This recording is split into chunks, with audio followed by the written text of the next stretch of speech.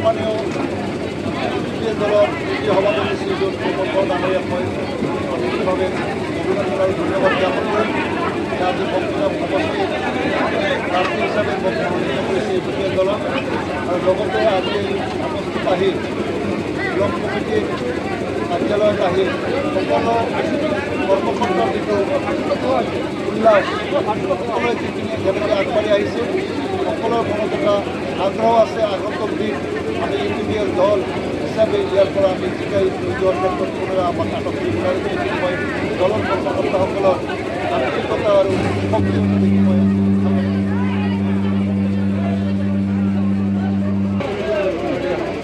অনুভৱ কৰিছোঁ স্যাৰ। এই সমষ্টিটো যিটো বিজেপিৰ দখলত আছে তাৰ কাৰণে আপোনালোকে কি ৰণনীতি প্ৰস্তুত কৰিছে? সমষ্টিৰ কোনোদিনো কাৰো দখলত নাথাকে। যেতিয়া ৰাইজে যাক ভোট দিয়ে সিয়ে ইয়ার প্রতিনিধি হয়। দখল সত্ত্বেও ইয়ার কারণে এইবার পুরাপুরি এবার গোটে বিটিসিতে 40টা সমষ্টিতে ইতিমধ্যে আমার ইউপিপিএল দলের জয় জয় ময় একটা কথা বলিছে।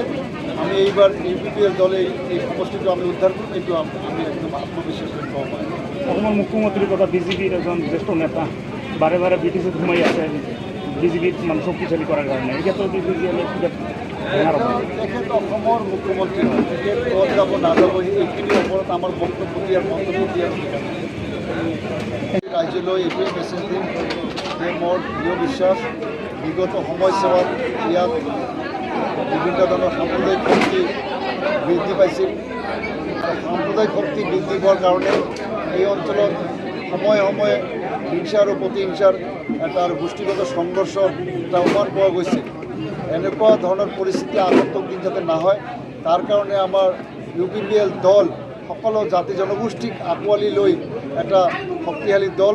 মই ফকৰিগাঁও সমষ্টিৰ সকলো ৰাইজক অনুৰোধ জনাম, জাতি ধৰ্ম বৰ্ণ নিৰ্বিশেষে সকলোৱে ওলাই আহক, ইউপিপিএল দলৰ লগত থাকি আগন্তুক দিন বড়োলেণ্ড অঞ্চলটো সুন্দৰভাৱে এটা পৰিৱেশ গঠন কৰি তুলি আমি যাতে বড়োলেণ্ড চৰকাৰখন চলাই লৈ যাব পাৰোঁ। তাৰ কাৰণে আপোনালোকে সকলোৱেও আহি এই ইউপিপিএল দলত যোগদান কৰি আগন্তুক দিন বড়োলেণ্ড অঞ্চলটোৰ এটা ভাল পৰিৱেশ